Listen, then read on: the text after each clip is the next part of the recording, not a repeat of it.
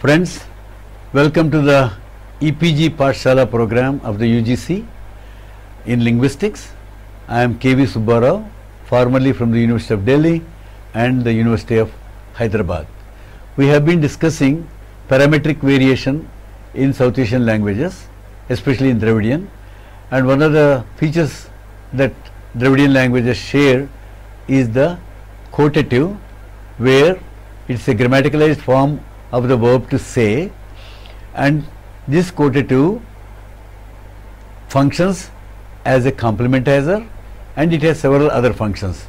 And we have also seen that in the last unit, when the quotative occurs to the right of the embedded clause, the embedded complement clause occurs in situ in the direct object position of the matrix clause, and it can be moved either leftwards or rightwards with no difference in the truth value of the sentence. What we are going to do now is to see some other functions that the quotative performs in Dravidian languages. For example, the quotative functions as a reason marker in all Dravidian languages. Take for example the Tamil sentence, I did not come because you did not come. So the because indicates reason of excess not coming. What in Dravidian languages we can do is, you can take the quotative form of the verb say and use it to indicate or to impart the interpretation of reason. Let's take the Tamil example. Nee varavillai endru naan varavillai. Nee varavillai endru, you came not, endru, FC, that is the final complementizer. Naan varavillai, I did not come. The next point we are going to see is the quotative might also function as a purpose marker.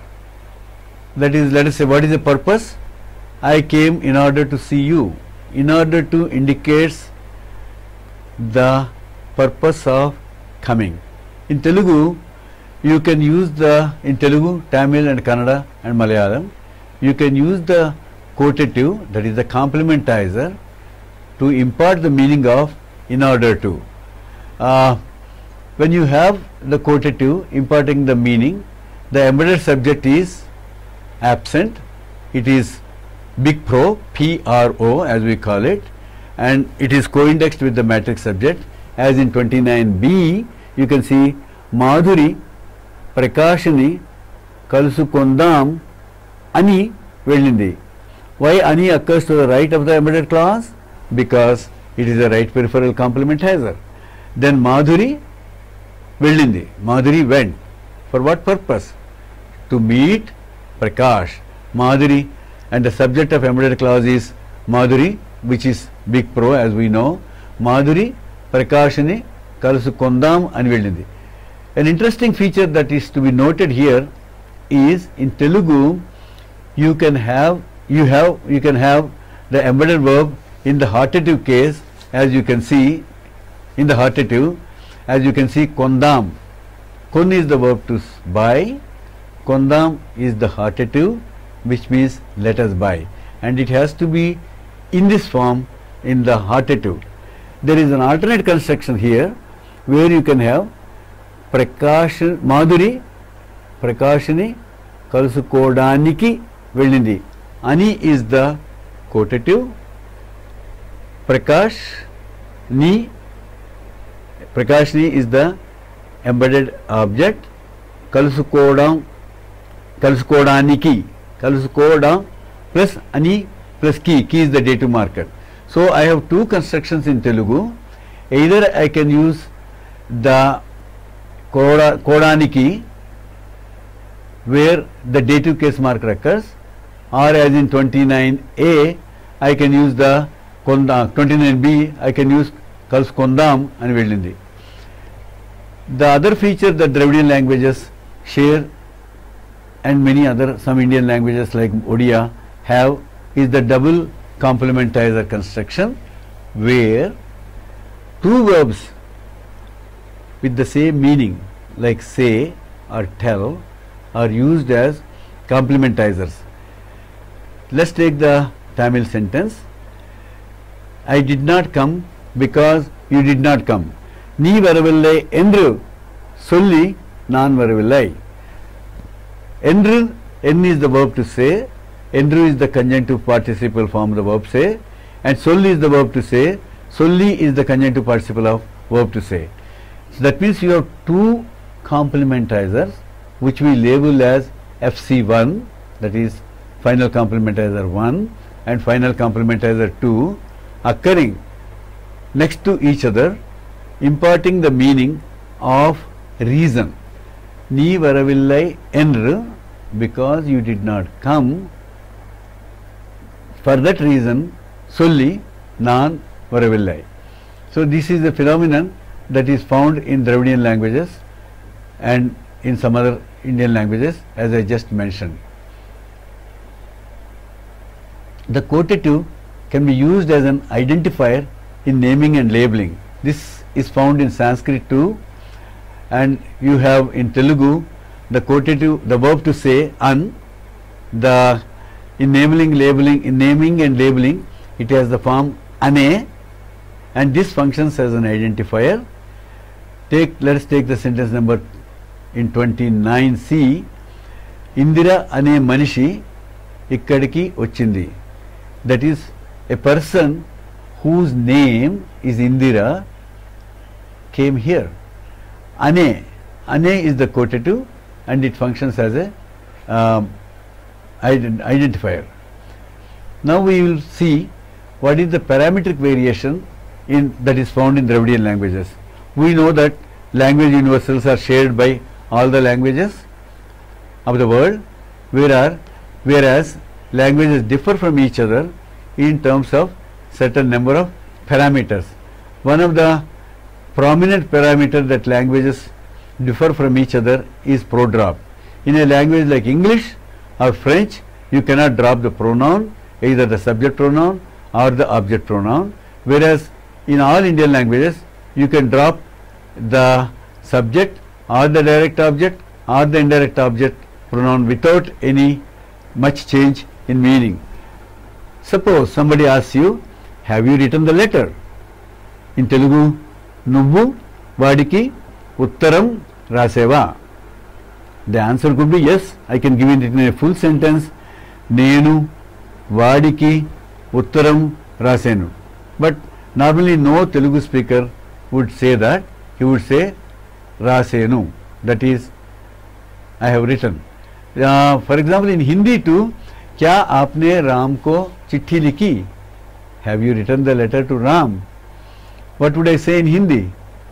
I don't have to say हाँ मैंने राम को चिट्ठी लिखी. I can simply say हाँ लिखी, हाँ लिख दी, etc., where the subject is dropped, the direct object is dropped, and you can comfortably say without any difference in meaning. In Hindi too, you have the phenomenon of prodrop. For example, in Hindi, if somebody asks you, क्या आपने राम को चिट्ठी लिखी? That is, have you written the letter to Ram? No Hindi speaker would say, हाँ मैंने राम को चिट्ठी लिखी. He would say, हाँ लिखी or लिख दी. So prodrop, in prodrop you drop all the constituents like direct object, subject, indirect object, etc. The question that you might ask me is agreement necessary to have prodrop? As we will see when we discuss Tibeto-Burman languages, agreement is not a required phenomenon, is not a prerequisite for prodrop. We shall now discuss the role of the expletive light verb with a negative. A distinct and unique feature of Dravidian is that the finite verb in the affirmative or negative may be followed by a light verb to do with no semantic difference. For example, in Kannada, he did not come at all. What I can say in Kannada or in Telugu is, for example, he did not come and he did not do, literally. Avan barayilla a madayilla. That madayilla has no significant meaning at all. Another significant feature that is found in Dravidian languages is the use of cognitive gerunds. A verb can be in its gerundival form, and the gerundival form occurs to the left of the predicate, which provides focus interpretation to the gerund. For example, in a sentence like Telugu, he came but he did not bring the money. I can simply say Vadu vachadu, he came, Kani, he did not bring the money. But what I can also say in Telugu and many other Dravidian languages is Vadu Ravadam Aite vachadu, Kani Dabu teledu. Vadu, he, Ravadam, come, gerund, Aite, as for, vachadu, came, he did not bring the money.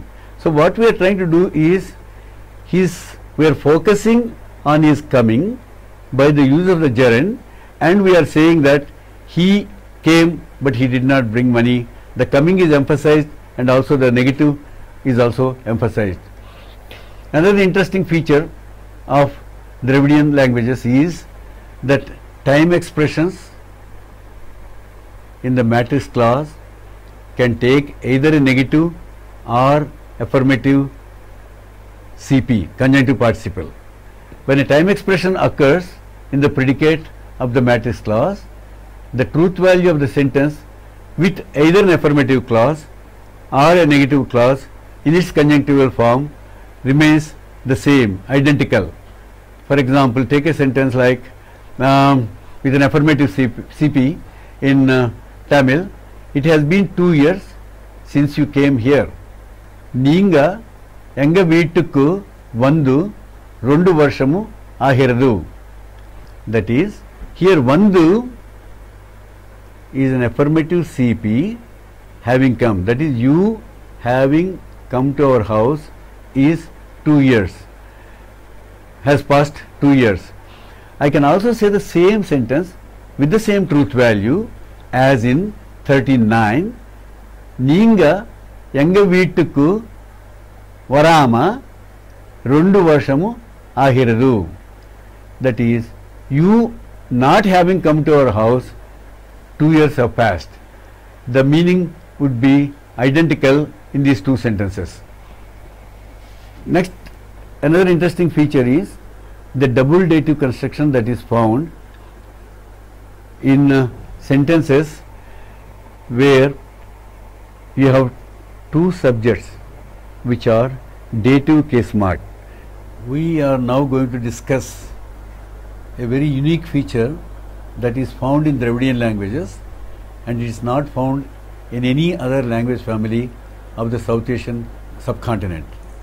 You know that a sentence may be, a subject may be dative case marked or nominative case marked or genitive case marked or locative case marked in South Asian languages.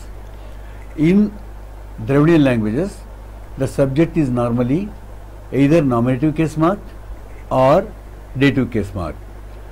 In those sentences where the subject is dative case marked, and if those sentences express either inalienable relationship or part-whole relationship, the dative predicate may assign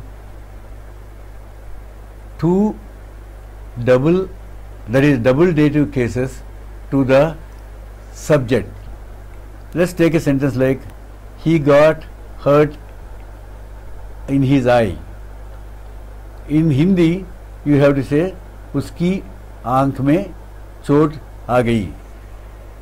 Aankh is the possessed object, uski is the possessor, and it is locative case marked. So you have a sentence like, uski aankh mein chot lag gayi. Uski aankh mein chot aa gayi. Here you have a possessor and possessed. The relationship between possessor and possessed is part-whole relationship. He is the whole and I is the part. In such constructions in Telugu, or Tamil or Kannada or Malayalam. You may have a sentence like in Hindi or Punjabi or Bangla where his eye got hurt or his hand got hurt. The same, notice that the possessor is he and the possessed is eye or hand. And in Hindi, उसकी आंख में चोट आ गई, where the उसकी आंख is locative case mark. In Telugu, what we can have is వాడి కంటికి దెబ్బ తగిలింది. దెబ్బ తగులు is a predicate that assigns dative case marker to the subject. What is the subject here? His eye. వాడి కంటికి, his eye, dative, hurt, happened or hit. Tagulu is to touch literally. So వాడి కంటికి దెబ్బ తగిలింది. The Dravidian languages have a very unique construction which we label as the double dative subject construction. The subject in a language normally is either nominative case mark or dative case mark or locative case mark or instrumental case mark. This such case marking, of course, in South Asian languages depends on the nature of the predicate, as we will see subsequently in some other sections. So, a dative predicate that assigns dative case to the subject may assign a single dative case to the subject or double dative case to the subject in certain special conditions. What are the conditions? The sentence must either express inalienable possession or a part-whole relationship. So, for example, if you take a sentence, he got hurt in his eye. He got hurt in his eye. His eye is inalienable possession of he or John or someone else. So, he got hurt in his eye. What happens in a language like Hindi?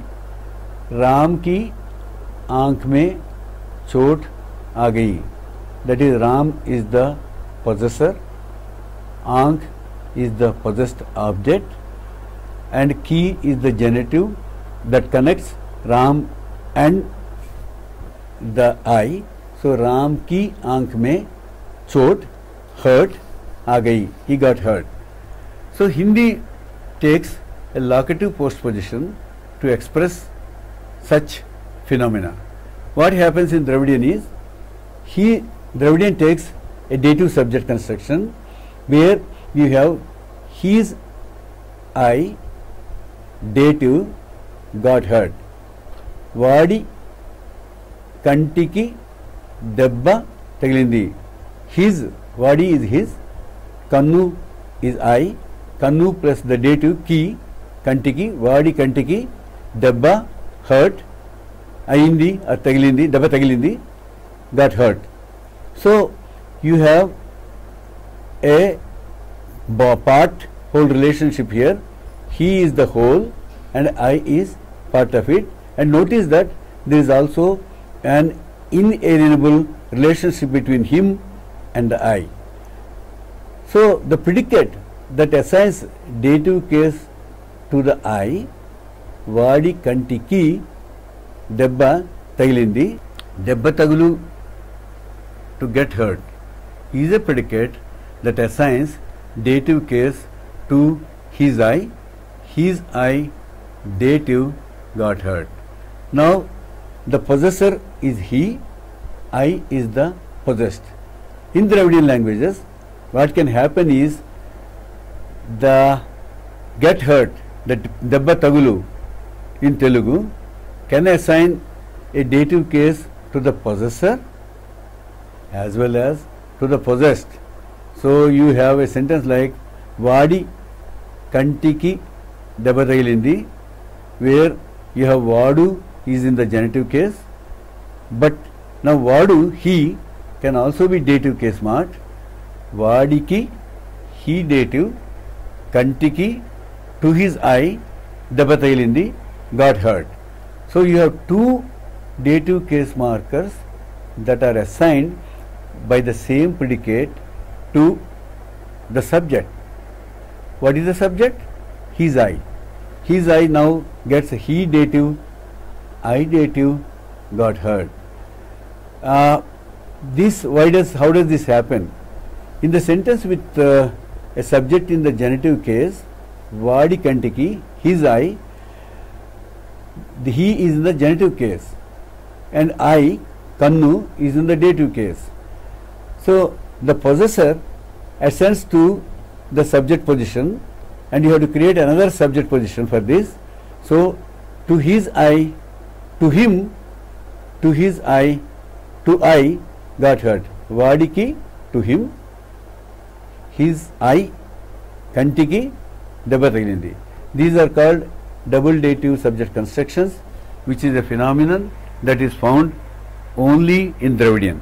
So in this chapter, what we have done is we have discussed several phenomena of Dravidian languages, and we will continue our discussion in the next unit.